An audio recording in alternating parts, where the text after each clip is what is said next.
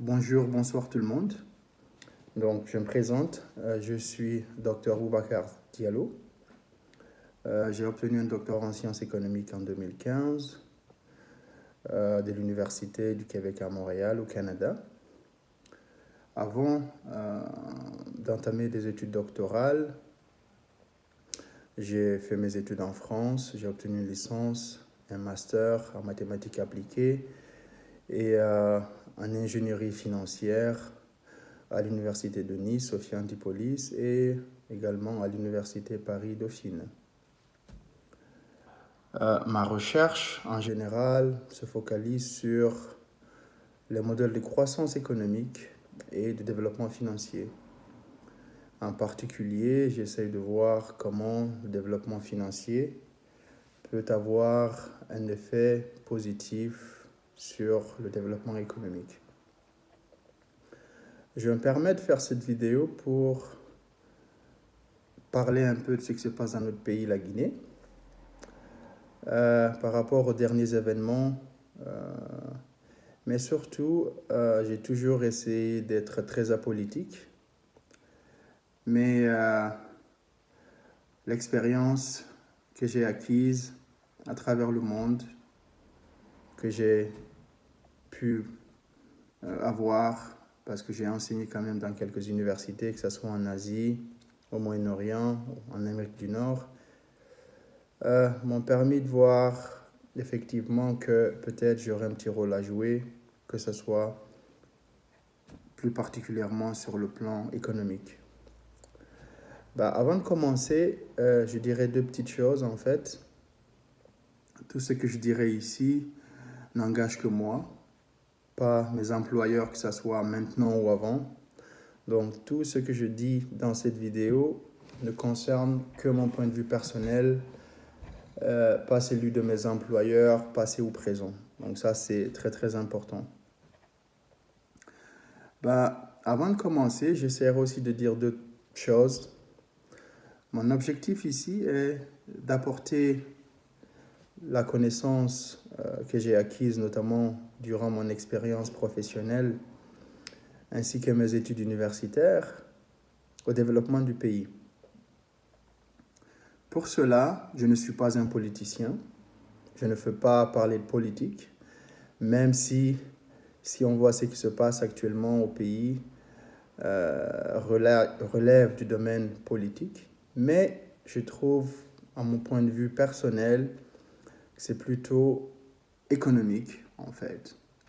Donc, mon objectif principal dans mes vidéos sera de discuter économie, parce que je pense que si la population est bien informée des questions économiques, elle peut prendre des décisions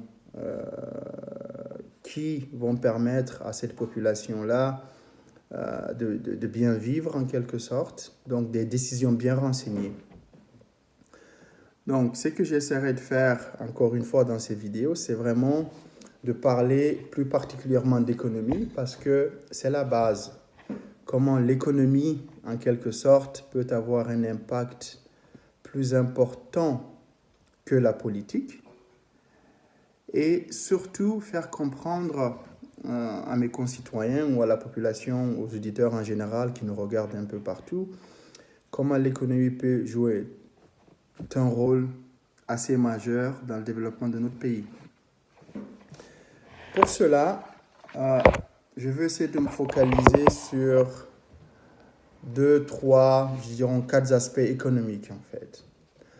Donc, avant de commencer, j'essaierai de faire quelques petits rappels économiques parce que ce n'est pas tout le monde qui a fait des études économiques et parfois ça nous paraît très loin, mais j'essaierai de vous donner des exemples en particulier qui feront comprendre aux concitoyens, aux auditeurs qui nous regardent ou qui nous écoutent, que l'économie fait partie de notre vie de tous les jours.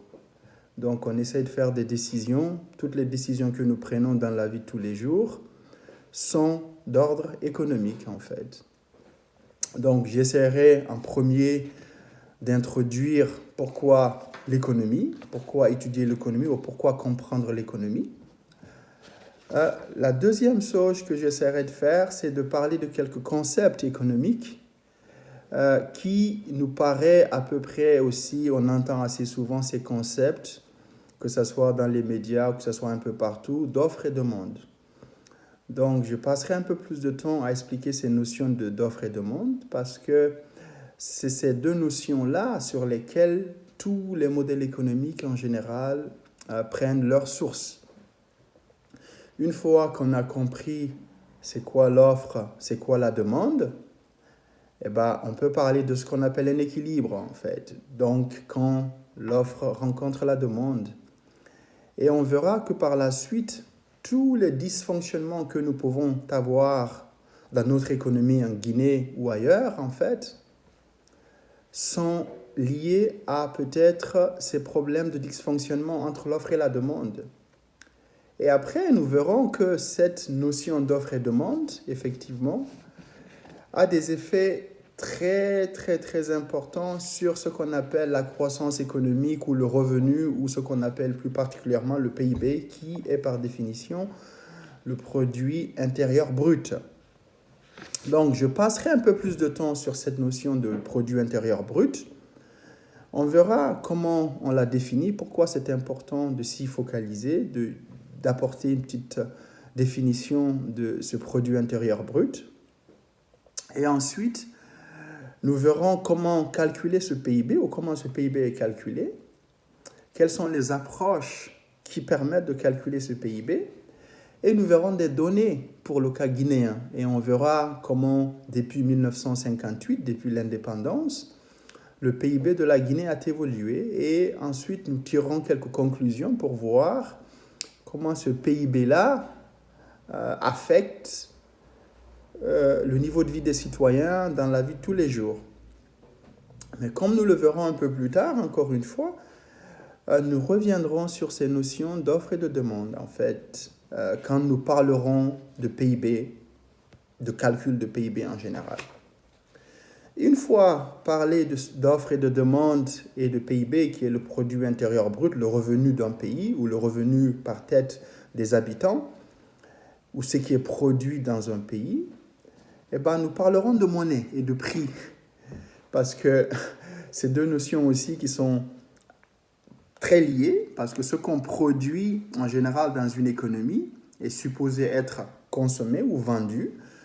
Donc, on parlera de monnaie, l'origine de la monnaie assez brève, mais plus particulièrement d'inflation. On entend souvent dans notre pays, oui, l'inflation a augmenté, les prix ont augmenté, etc., etc. Les denrées, notamment les prix des denrées alimentaires ont augmenté. Et nous verrons qu'en général, que c'est lié à la monnaie. Donc, je vous donnerai quelques exemples et on verra que ce que fait la Banque centrale en particulier a un impact direct sur les prix, mais surtout aussi sur la croissance en tant que telle. Donc, nous parlerons de ces notions d'inflation et nous allons voir qu'en est-il du cas guinéen, de notre pays.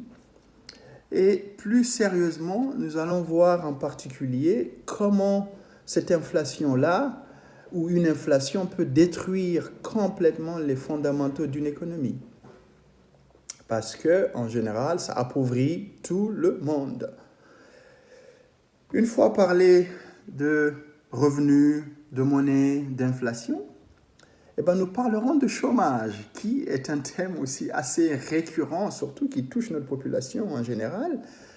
Et nous verrons c'est quoi le chômage, qu'est-ce que nous appelons population active, et surtout comment le chômage aussi est calculé, et quels sont les facteurs qui peuvent mener à des taux de chômage assez élevés dans notre pays et ailleurs. Et ensuite, si le temps nous permet, nous parlerons des déterminants du PIB. Donc, on avait déjà défini un peu le produit intérieur brut. Et nous allons voir qu'effectivement, pour parfois le calculer, il y a une inégalité notamment qui nous dit que le PIB, c'est la consommation, c'est l'investissement, c'est les exports moins les imports et sans oublier ce que le gouvernement dépense, parce que le gouvernement aussi consomme. Donc nous allons utiliser cette égalité du PIB en général pour voir quels sont les composants du PIB et nous verrons par la suite le rôle des marchés financiers parce que chez nous, on a encore un système financier qui est assez peu développé et nous verrons en fait avec les données, que ce soit de la Banque mondiale ou du FMI, comment on va essayer d'expliquer cet sous-développement des marchés financiers, mais surtout, pour le relier un peu à mon sujet de recherche sur lequel je travaille, comment l'épargne, avoir un marché financier assez développé, peut aider à la croissance économique par l'innovation, par le financement des projets innovateurs, etc., etc. Une fois que nous avons terminé ceci, nous verrons, si on a le temps,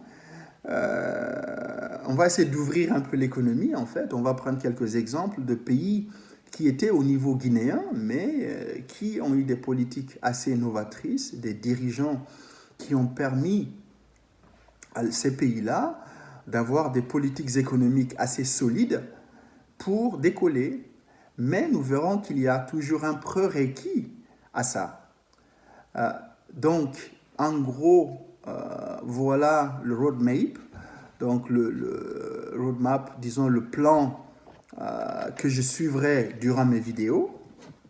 Mais surtout, en fait, il y aura des débats assez intéressants que j'engagerai avec les auditeurs, la population en général, qui aura des questions.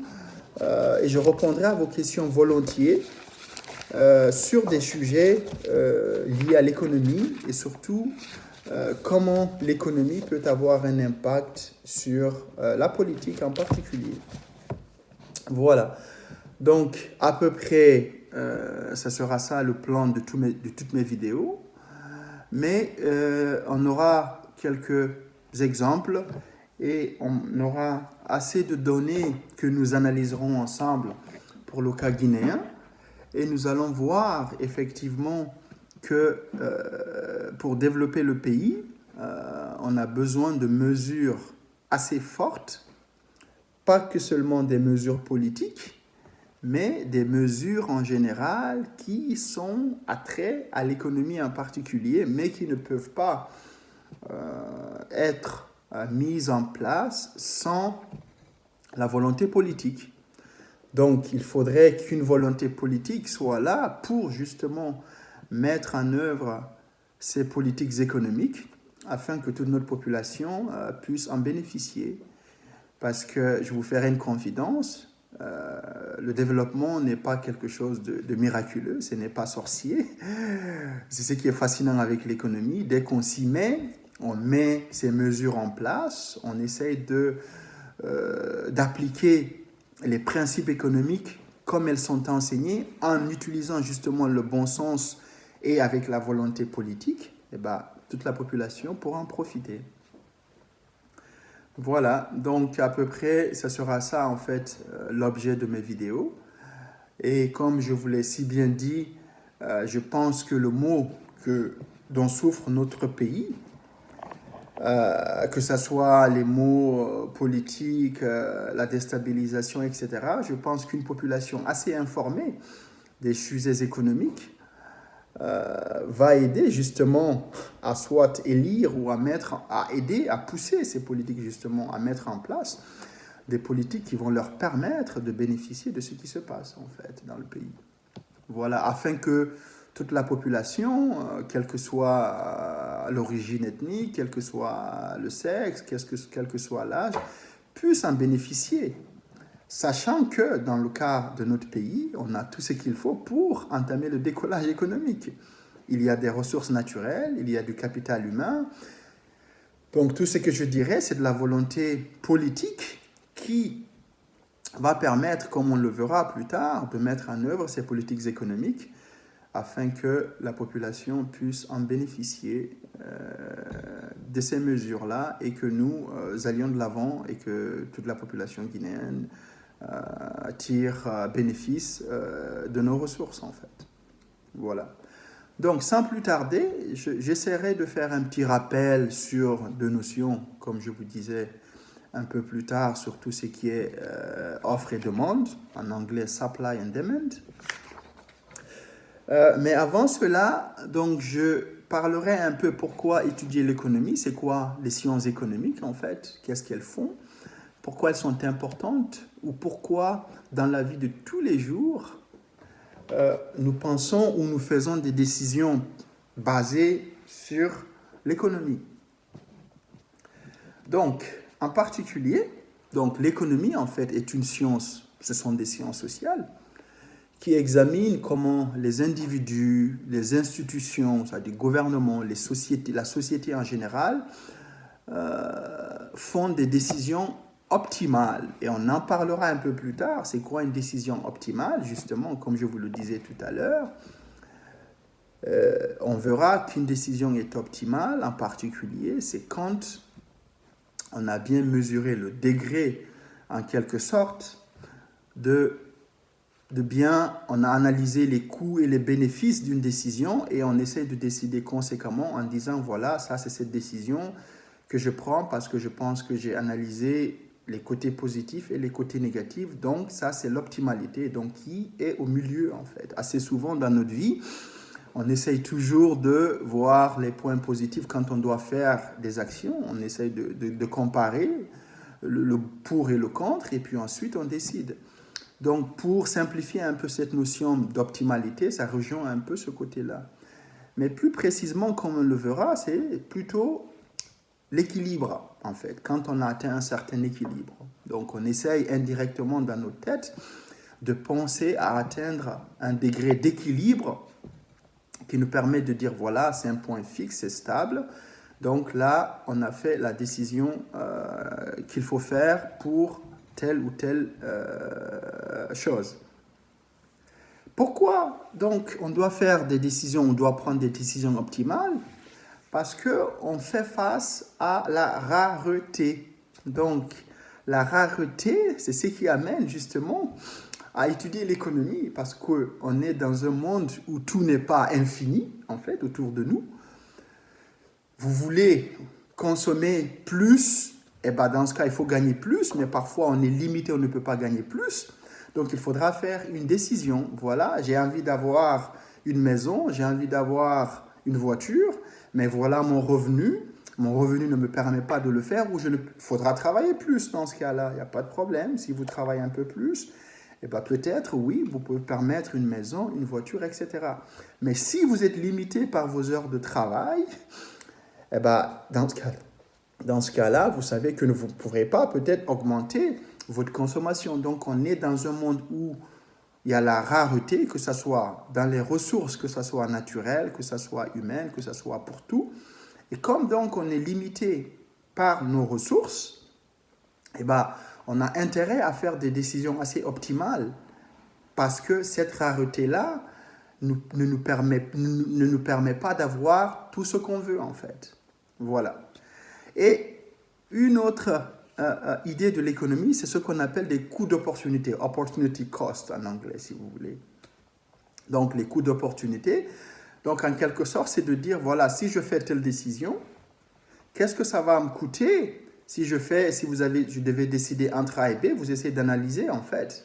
Donc quel est le coût de faire A, quel est le coût de faire B, et ensuite vous regardez si je fais A, qu'est-ce que je perds en faisant B, et ainsi de suite si je fais B, qu'est-ce que je perds en faisant A, et puis vous analysez ces coûts-là, et ensuite vous décidez. Donc, en particulier, donc c'est ça l'économie en fait. Donc, on essaye de faire des décisions optimales dans un monde où les ressources sont limitées. Ben, pour ce faire, on a cette idée de coût d'opportunité. Donc, si je dois manger du riz ou je dois manger des pâtes, et ben je regarde, si je mange du riz, qu'est-ce que ça me procure? Peut-être j'ai envie de manger des pâtes, mais bon, peut-être manger des pâtes à un certain coût, et ben il faut que j'analyse le coût de manger des pâtes versus le coût de manger du riz, pour ensuite essayer de faire en sorte que ma décision parce qu'on ne peut pas avoir les deux à la fois. Donc, c'est la rareté dont j'expliquais. On ne peut pas avoir du riz et des pâtes parfois, parce qu'on a juste peut-être une quantité, parce que on est limité par nos revenus. Donc, on essaye de faire des décisions optimales, justement, par cette rareté, à cause de cette rareté, et en utilisant cette idée de coût d'opportunité. Voilà, donc l'économie, en quelque sorte, essaye de nous enseigner comment prendre ces types de décisions-là pour vivre dans notre société, en fait. Voilà. Et il y a une autre idée aussi de l'économie qu'on appelle penser à la marge. Donc, ce qu'ils appellent en anglais marginal analysis. Donc c'est le coût d'ajouter une quantité ou une unité supplémentaire de quelque chose. Combien ça va vous coûter? Si par exemple, vous voulez du riz, vous avez du riz et des pâtes, mais vous devez décider entre du riz et des pâtes, et ben vous faites le calcul dans vos têtes, voilà, si je rajoute une quantité supplémentaire de riz, combien ça va me coûter versus si je prenais, je ne sais pas, des pâtes. Donc, il y a cette analyse marginale, il y a cette analyse de coût d'opportunité et plus particulièrement, il y a cette rareté qui occasionne ça. Et donc, vu ces trois combinaisons, on est obligé de bien y réfléchir avant de prendre une décision optimale. Donc, on utilise ces analyses-là en économie, on essaye en particulier de se focaliser sur ces thèmes-là pour ensuite décider. Donc, voilà, donc en gros, en fait, l'économie nous permet donc de prendre des décisions optimales, que ce soit en termes de travail, en termes de nourriture, en termes de consommation, etc. Les gouvernements font ce même calcul, tous les humains font ce même calcul, en utilisant la notion de coût d'opportunité et d'analyse marginale, parce qu'on est limité, donc il y a la rareté. Voilà. Donc, en gros, on essaye de voir le coût marginal, donc rajouter quelque chose de supplémentaire, quel est le coût marginal de ce rajout versus quel est le bénéfice marginal. Donc, on essaie de comparer le coût marginal de faire A versus le bénéfice marginal de faire A et on regarde. Est-ce que, voilà, on est gagnant ou perdant? Et donc, on fait l'analyse. Et comme je vous le disais un peu plus tard, c'est ce type d'analyse qu'on fait dans notre vie de tous les jours. Toutes les décisions que nous prenons, on le fait inconsciemment dans notre tête. C'est pas qu'on essaie de dire « Ah oui, je fais de l'économie, donc je prends un stylo, vous le calculez. » Non, mais on essaie toujours de bien réfléchir, de bien dire « Voilà, donc si je dois me déplacer, si je dois aller d'un point A à un point B, si je dois acheter un sac de riz ou un sac de maïs, si je dois acheter un bidon d'huile ou un bidon d'huile de palme ou un bidon d'huile d'olive, etc. » On essaye toujours de faire ces calculs-là parce qu'on ne veut pas justement avoir parfois les deux à la fois. Même si on peut avoir les deux à la fois, ce n'est pas un problème, on peut, mais il y a d'autres objets ou il y a d'autres biens qu'on ne peut pas avoir à la fois. Donc on essaye toujours de faire cette analyse, entre guillemets, économique, de coût d'opportunité, d'analyse marginale, qui va nous permettre de prendre des décisions. Donc c'est ce qui est fascinant en quelque sorte au niveau de l'économie. Donc c'est ça. Donc voilà pourquoi on étudie l'économie en fait. Et donc l'économie, comme je vous le disais, est une science sociale qui est subdivisée en deux branches. Donc il y a ce qu'on appelle la microéconomie et la macroéconomie. Voilà. Donc la microéconomie étudie, si vous voulez, les processus de décision économiques qui sont basés sur une unité, sur des entités très précises. Par exemple, vous voulez voir comment les consommateurs se comportent, vous voulez voir comment les firmes ou des entreprises se comportent, vous voulez voir comment un gouvernement en particulier se comporte. Donc ça, c'est des unités, c'est des entités que vous prenez individuellement et que vous regardez comment ces entités-là se comportent, justement, toujours garder à tête par rapport à cette rareté, par rapport à ces coûts d'opportunité, par rapport à cette analyse marginale. Donc, on essaye toujours de voir comment ces entités individuelles se comportent à travers le temps. Donc ça, c'est ce qu'on appelle la microéconomie. Donc par exemple, si je regarde par exemple le marché du riz, par exemple, je peux me concentrer sur le riz. Je peux me dire, voilà, je prends le marché du riz, j'ai des vendeurs, j'ai des acheteurs, et je peux regarder comment les vendeurs et les acheteurs du riz se comportent, et donc tirer des conclusions, etc., etc. Ou je peux voir, par exemple, le marché de la bauxite, comme chez nous en Guinée. Je regarde les acteurs du marché de la bauxite, et j'étudie ces individus-là. Et là, c'est des analyses très micro. Donc, micro, comme son nom l'indique, micro, très micro. Donc, pas macro, pas global, en fait. Contrairement à la microéconomie, il y a ce qu'on appelle la macroéconomie. La macroéconomie, comme son nom l'indique, c'est macro. Donc, ça global, ça englobe. Donc là, qu'est-ce qui se passe? On essaye d'agréger. On essaye de dire, voilà, on vit dans une société. Donc, quand on prend des compagnies, des sociétés une par une, on prend des individus un par un, on prend des gouvernements, et bien toutes ces entités-là vivent dans une économie, vivent dans un système. Et donc, l'objectif de la macroéconomie, c'est d'analyser comment ce système-là fonctionne. Que ce soit dans un système fermé, donc dans ce cas, on assume ou on suppose que nous avons des frontières qui sont tout à fait fermées, hermétiques. On n'a pas d'échange avec le reste du monde. Ça, c'est l'économie fermée. Ou on a aussi une économie ouverte où nous avons la circulation des biens et des marchandises. Donc, c'est le cas de la Guinée. C'est une économie de marché où la Guinée exporte, nous exportons notre bauxite à l'étranger, mais aussi nous importons certains types de biens dont nous avons besoin. Donc, on ne vit pas en autarcie. Donc, c'est le mot autarcie. Donc, voilà. Donc, ça, c'est la macroéconomie. Donc, la macroéconomie essaye justement de voir comment l'économie globale fonctionne, que ce soit à l'intérieur du système ou à l'intérieur du système vis-à-vis de ses voisins, vis-à-vis du monde, en fait. Donc, ça, c'est la macroéconomie.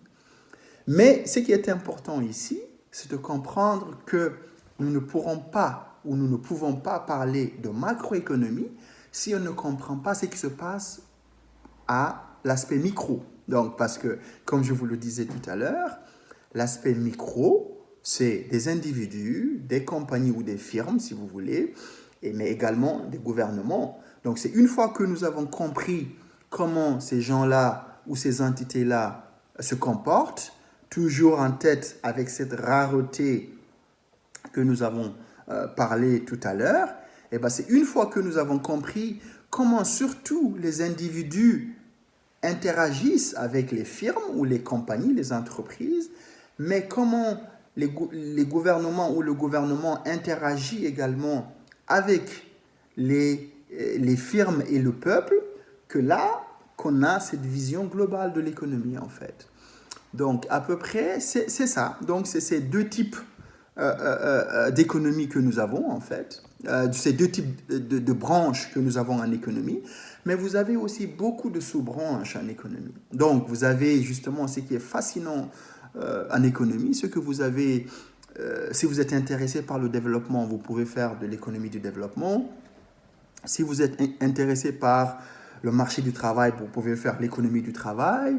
Si vous êtes intéressé par l'économie, par l'environnement, vous pouvez faire l'économie de l'environnement. Si vous êtes intéressé par l'économie des femmes, vous pouvez faire l'économie des femmes. Si vous êtes intéressé par l'histoire économique, vous pouvez faire l'économie historienne, etc., etc. Donc, c'est deux branches de l'économie aussi ont des sous-branches, comme je vous l'expliquais tout à l'heure. Donc, vous avez l'économie de développement, vous avez la macroéconomie en tant que telle, vous avez l'économie de l'environnement, vous avez l'économie financière, vous avez l'économie du travail, vous avez l'économie des femmes, l'économie du marché, etc., de la bauxite, etc., etc. Donc, on peut toujours appliquer ces mêmes principes-là pour comprendre en particulier comment ça fonctionne. Voilà. Donc, autre chose, on peut parler aussi, pourquoi donc étudier justement l'économie, justement, parce qu'on comprend très bien que nous vivons dans un monde où vous avez des compagnies, on interagit avec des firmes, on achète, on vend, on consomme, etc. et un gouvernement où les gouvernements aussi sont là à faire leur travail. Donc mon objectif dans mes vidéos sera justement de nous faire comprendre comment justement ce système-là fonctionne et comment la bonne volonté politique ou des citoyens, une fois que les citoyens ont cette vision, sont bien renseignés en particulier, et ben dans ce cas-là, ils peuvent justement prendre des décisions bien renseignées et puis peut-être justement élire des candidats en fonction de ses connaissances, etc., qui ont sur leur plateforme ces idées de politiques économiques qui peuvent permettre le développement du pays. Voilà. Donc, j'espère que jusque-là, ça va. Donc, j'espère aussi que je ne vais pas assez vite et que vous suivez en fait jusqu'à maintenant. Voilà. Voilà. Donc, une fois qu'on a parlé à peu près de l'économie, pourquoi c'est important, c'est quoi l'économie et quels sont les différents types d'économie, en fait, des différentes branches de l'économie. On va prendre un exemple assez simple, en fait. Voilà. Donc, un exemple d'offre et de demande. Donc, c'est deux termes que nous entendons assez souvent. Je ne crois pas que nous allons finir ce thème-là dans cette vidéo-là, mais je prendrai une deuxième vidéo pour justement continuer. Donc, parce que je n'ai pas envie de faire des vidéos assez longues pour permettre quand même que l'information soit bien acquise. Et surtout aussi peut-être recevoir quelques questions par la suite pour expliquer un peu ces questions-là. Voilà. Donc, en fait, voilà. Donc, offre et demande. Donc, l'offre et la demande, c'est deux notions, comme je disais tout à l'heure, qu'on entend assez souvent. Donc, on entend que ce soit à la télé, dans les nouvelles, que ce soit par les politiques eux-mêmes, que ce soit par les firmes, par les citoyens, etc. Donc, mais pour faire simple, essayons de prendre un exemple pour le cas guinéen.